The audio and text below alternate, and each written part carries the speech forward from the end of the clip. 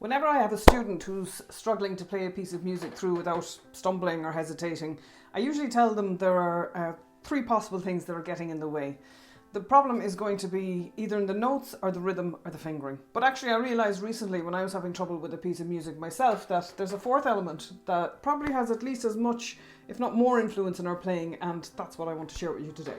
Before I get to that though, I want to tell you what I've been up to, because it's been about 2 months since I made a video here on YouTube, but I've actually been really busy putting together something that I hope is going to be of great benefit. At the moment, particularly to beginner and elementary piano learners, but over time also for intermediate and more advanced players. If you look just below this video, you'll see a join button, and that brings you to a membership area. Honestly, I'm really excited about this because it's basically going to be a library of lessons that members can dip into to either supplement the lessons that you're taking with teachers or just for dipping in and learning on your own. In the description I'm going to put a list of the pieces that are currently in there, and I'll keep that updated.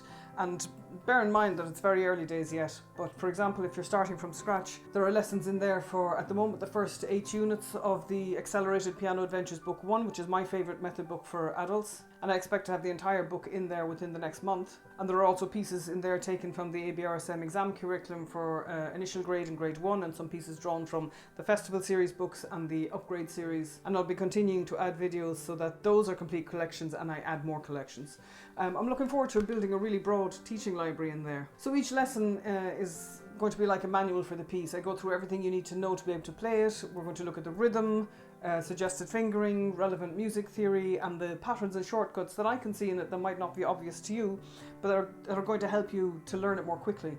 I can give you the kind of tips and insights as we go along that you won't get from a method book. And the idea is also that as you work through each piece with my guidance, then you'll also be able to take what you've learned and apply it to other pieces on your own. So you'll be able to use the same structure to prepare your learning of a piece rather than diving in and hoping for the best and just trying to muddle through. It's kind of like having a lesson with me in person, but the beauty of it is that as you're working through a piece, you have the video to guide you no matter what time of day or night you're working on it. And I'm also encouraging members to get in touch with me with questions they have about pieces they're learning or difficulties they're having in practice, and I'll be making periodic videos discussing those problems. I'm trying to include a range of styles in there, so there's everything from classical to contemporary pieces, but all great pieces to learn and enjoyable to work on. So yes, eventually the goal is to have a really extensive library of piano lessons with, well-known repertoire, exam curricula, and of course pieces suggested by and requested by members. Of course there's a fee to join, but I'm going to work hard to make sure it's really good value, and the income will allow me then to get help with the editing and equipment and to ensure that the content is really good quality.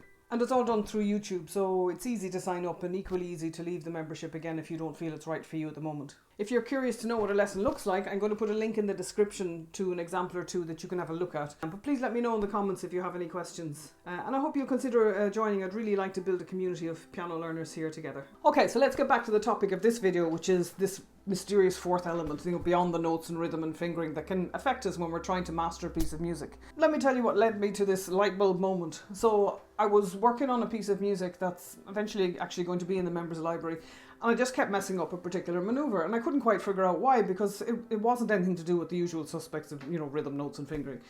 But every time I came to this particular passage, I just got it wrong. All I need to do was change position on the keys and pay attention to which fingers I used to land on the particular note so that I could, play through smoothly. But every time I got to it, I would just mess it up, even though I knew exactly what I was supposed to do. And of course, this is actually a familiar feeling. It wasn't the first time I was experiencing this. I've had it before in many places. But I think it was maybe the first time I stopped and thought, you know what, this is actually significant. This merits attention. Because actually with a little reflection, I understood pretty quickly what the problem was. But I also realized that in the past, I haven't given enough weight to that problem. I just dismissed it as a bad habit of mine, but it's probably a common experience among musicians, and one that we probably need to work on more consciously. Because I know that I have a mind that's particularly prone to going on little tangents and adventures rather than staying focused on the task in front of me. But I'm willing to bet that I'm not alone in this. So what was happening in this piece was by about 20 seconds in where this maneuver happens, my mind, instead of being, prepared for what needed to happen in the music in that moment, it was off thinking about what's in the fridge for dinner or if it's too wet to walk the dogs today.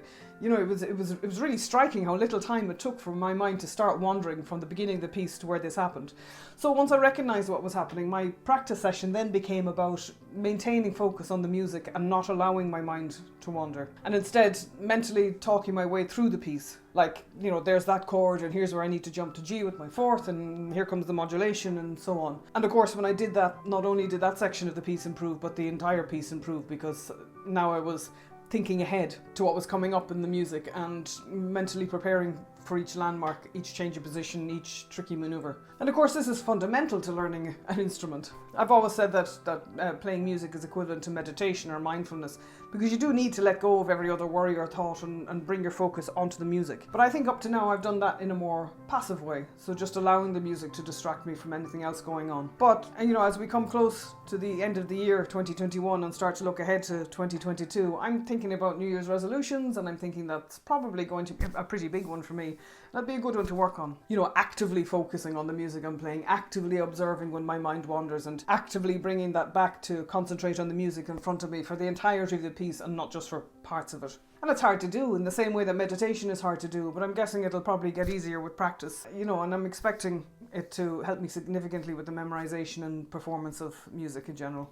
As I was thinking about it, actually, I was reminded of a lesson I had years ago with a great piano teacher in Limerick, John Davis, and he was describing to me a video that he'd been watching where the concert pianist Evgeny Kissin was being interviewed before he played a piece, and John described how as the interview finished and Kissin prepared himself to actually perform the music, you could see him changing mental states, going really deep into the zone of concentration that he needed to be in, and how the difference between the two states of being was so clear as he went from this, you know, jovial personality and conversation to a performer very much focused on what he was about to do. So I suppose on one level this isn't something that, you know, for most of us that is particularly mind-blowing or groundbreaking. For me, and possibly for you too, what's going to make a difference is the weight that we place on it as a practicable skill. We spend a lot of time making sure that we know the notes and we know the rhythm and we understand the music and we practice all that. But we probably also need to be practicing the ability to maintain our focus for the duration of the piece that we're playing. And if my experience is anything to go by, it really is